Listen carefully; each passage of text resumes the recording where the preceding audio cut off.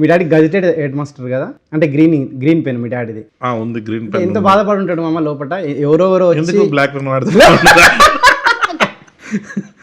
అది నీకు ప్రతిదీ నీకు కామెడీ. నాకే లేదు కామెడీ. నేను చెప్పేది ఏంది, ఎవరెవరు వచ్చి మీ డాడీ దగ్గర సంతకాలు చేయించుకుంటారు, సార్ నాకు సంతకం పెట్టున్నాను. గ్రీన్ కూడా చేయించుకున్నాం ఒకసారి. నేను కూడా చేయించుకున్నాను